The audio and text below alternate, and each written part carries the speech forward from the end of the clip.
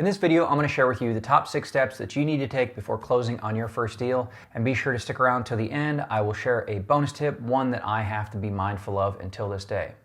Before we jump into it, real estate investing is definitely not for everyone. To be honest, I never thought it was particularly hard, but it can definitely be intimidating at first. When I first started, I was a broke aircraft mechanic. I was living paycheck to paycheck, and I basically just decided to make a change in my life. I remember talking to another coworker of mine who had been working for 30 years, and he was telling me the balance in his 401k, which turned out to be $300,000. For the life of me, I could not believe that this man had been working for 30 years and only had $300,000 in his 401k to retire on, and that is the moment that changed my life for the better. It became a catalyst that basically allowed me to stumble across real estate investing. Now, after 8 years, lots of hard work, I now have 62 units valued at over $5.5 million, and I do real estate full time. Now, getting started in real estate is definitely not easy. A lot of beginners get deterred because there's definitely not an instant payoff in the beginning, but I can assure you that it is well worth all the effort. So my hope is that each and every one of you that watches this video decides to take action just as I did. So the 6 steps that you need to take before doing your first deal, let's get into it. Number 1 is do your research.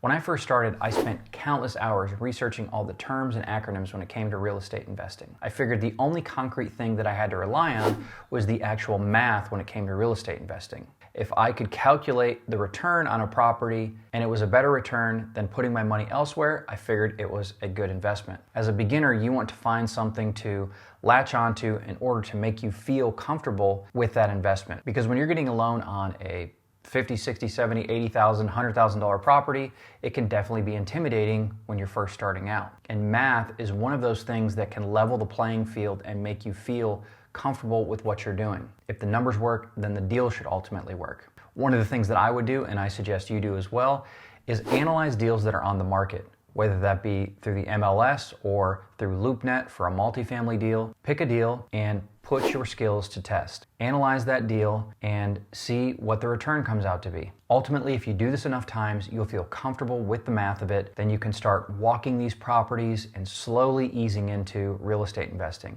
And right now is definitely a tough time because the numbers are all over the place. It's very hard to find a deal because sellers' expectations are very high, and of course the interest rates are very high. So you're definitely going to get plenty of practice analyzing deals right now. You should understand how to analyze a deal not only for yourself, but for potential lenders or potential investors. You want to sound like you know what you're talking about when you go to a bank and present your first deal. Number 2 is set your criteria. So this includes what type of property you're looking for. Is it a single family home? Is it going to be a multifamily 2 to 4 unit duplex, triplex, quadplex? Is it going to be a larger multifamily? So part of your criteria can be what price range those properties are in. What area of town are you going to invest in? Are you going to look for properties that are newer than 1950s? Are you going to look for only 3-bed, 2-bath properties that are 1980s build or newer? All these things can be part of your criteria.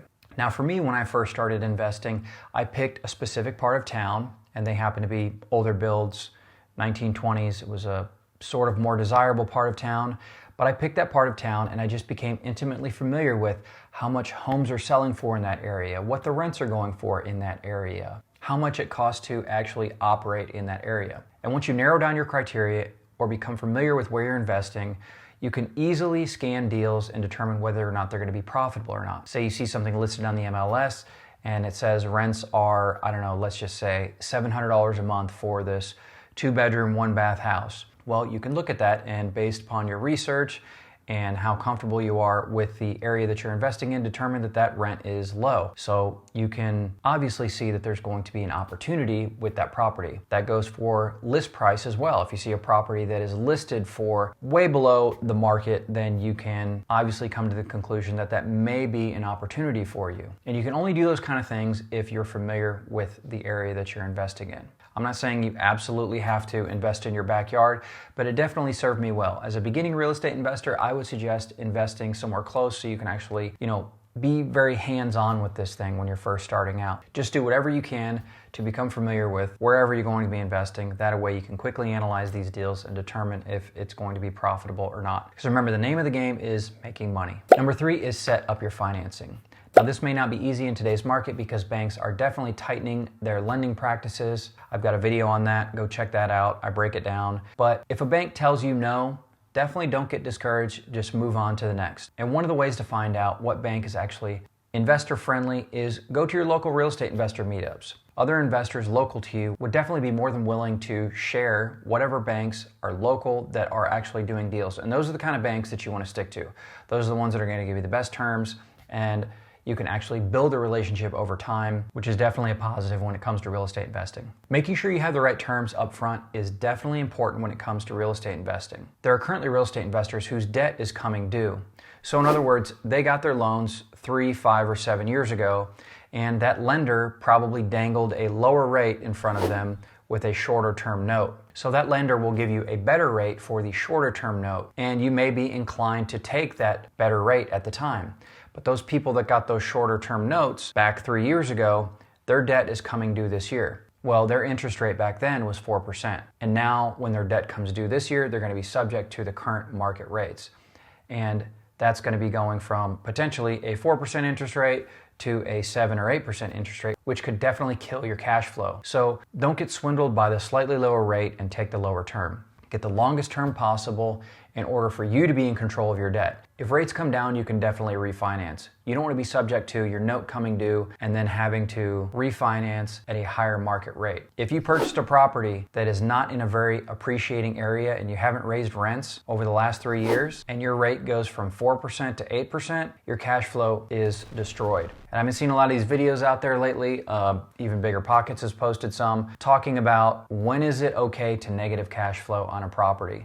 Basically telling you that it's okay to take a loss on one property and spread that across your portfolio. To me, that's honestly not okay. That's bad advice. Don't ever buy a property if you're not going to cash flow. You should be making money on that property every month, and they should be paying down your mortgage. So you don't want to put yourself in a situation where your note comes due and you're not cash flowing anymore. So make sure you get the right terms up front and the longest term debt possible. That way you're safe no matter what happens in the market. Number 4 on the list is find the deal. Now, this may require some networking, contacting a local real estate agent, contacting a local broker, letting them know that you're in the market, and that way they always are thinking of you whenever they have a deal come across their desk. You want them to be thinking of you, and you want them to send you as many deals as possible. That way you have as many opportunities as possible. And right now, it's really tough to find a deal because sellers' expectations are through the roof and interest rates are through the roof, which means whenever you pencil all this, it doesn't cash flow. I'm not saying that it's impossible to find a deal. Definitely don't get discouraged if it takes you a while. When I first started, I had walked dozens and dozens of deals before I actually pulled the trigger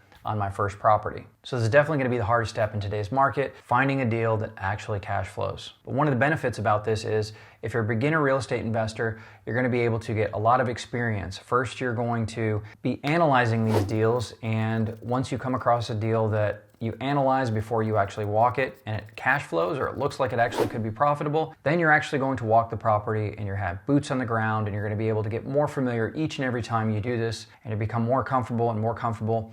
And trust me, you'll know it when you have a deal. So you'll do enough of these and you'll finally feel comfortable when you come across a deal. You'll know that it's going to be right for you and you'll pull the trigger. Again, when you first start out, this can all be very intimidating. I know it was for me. I just did it enough times that it actually just felt like second nature. And then when I finally found a deal that made sense, I pulled the trigger. Another way that you can actually come across these deals is, again, going to your local real estate investor meetups. There's going to be wholesalers there, and there's going to be other investors there. You know, for me, I had deals that I didn't want to actually take, so I would pass them on to other investors that I knew. You know, at least send it their way, and if they wanted it, they could take it. If not, oh well. So in the back of my mind, I was thinking, I don't want this, but maybe so-and-so might, you know, so-and-so that I met at the real estate investor meetup. So definitely go out and network in your local town. It will pay dividends. Networking is a very huge thing in real estate, especially if you're in a smaller town. Everybody tends to know each other and, you know, can help each other out. Pass along good contractors. Share with you what banks are doing the best lending. There's all kinds of benefits to networking. So definitely don't be shy when it comes to getting out there and meeting other real estate investors. Number 5, once you get a deal under contract, definitely make sure you have a financing contingency on the property. That is basically a contingency that is in almost every state's standard real estate contract that allows you to exit a contract based on not getting financing. There's other ways out of a contract, but basically that financing contingency is the easiest way for you to exit a contract if something doesn't look good during the due diligence process. So once you have that house under contract, you've got the financing contingency, you're going to line up a inspector to inspect the house. Now, I would recommend finding an inspector that pays attention to some of those big ticket items more so than just a home inspector that's going to inspect it as if you're going to live there. As a real estate investor, it's not a leaky faucet that's going to actually bite us in the butt. It's going to be a HVAC unit, plumbing, the roof, structures. You want to get a structures report with your inspection. Just basically do as much as you can on the front end to make sure that everything's as advertised and you're not going to have a surprise down the road where you're going to have to be forking out all kinds of money. Remember, you make your money on the front end of a deal. So the more you can foresee up front, the better it's going to be down the road. And if you find something that doesn't look good, definitely try to renegotiate with the seller. And if they don't want to renegotiate or you can't come to terms, just exit the deal. Move on to the next. There's always going to be another opportunity down the road. Don't think that you're stuck purchasing that property. So lastly, number 6, you want to make sure that you have a good lease. Now in my state, the Real Estate Association actually has one on their website that you can download. And if your state has one, you can use that as well. I basically have taken little tidbits from here and from there and compiled my own lease over time. But you want to make sure you have a good lease, and if you have to place a tenant for your first time, you want to make sure that you go over all those things with your tenant. Make sure there's no ambiguity, make sure you're not missing anything. And one thing that I did in the very beginning, I was kind of forced to because I had to run an HOA at one of my properties, is I read the Landlord-Tenant Act of my state. I don't know what they would call it in your state, but it's basically the legal groundwork for, your obligations as a landlord, and it gives the obligations of the tenant in the document as well. So you want to become very familiar with whatever the laws are, local to your city, your state, and that way you're not doing anything illegal for one, but for two, you can be familiar with this stuff. If anything comes up with your tenant, you're not sounding completely clueless when you're trying to talk to them. Each and every state's different. I'm definitely not a lawyer. I'm not giving any kind of legal advice here, but reading up on the legalities when it comes to being a landlord is definitely important. This is a big deal. You're going to be purchasing a property that's potentially worth hundreds of thousands of dollars. You don't want to go into it blindly. Put in the effort up front, and that way you can continue to be successful down the road. And as a bonus tip, don't fall in love with a property. Now, I definitely always have to be mindful of this. In my area, there's a lot of old architecture, and sometimes I walk a property, I'm like, man, this would be pretty cool to own. But you've always got to do things based on your criteria, based on your numbers, and don't do it just because you want the property. Don't do like I was talking earlier and negative cash flow like some of these gurus are out there saying on social media. You want to do things based on your criteria. You want a cash flow, and you don't want to get stuck with something that's going to be sucking money from your pocket every month. This is a business. You're supposed to make money at it every month, so don't buy it just to buy it. In today's market, you're going to be walking a lot of different deals. You're going to be looking at a lot of different deals, and it may get frustrating. You may finally just want to be like, dang it, I want a property. I want a property. Don't get caught up just trying to buy something just to buy it and get it under your belt. Make sure it fits your criteria and you're cash flowing. So anyways, guys, if this video was helpful, please smash the like button and be sure to check out my next video. Till next time, adios.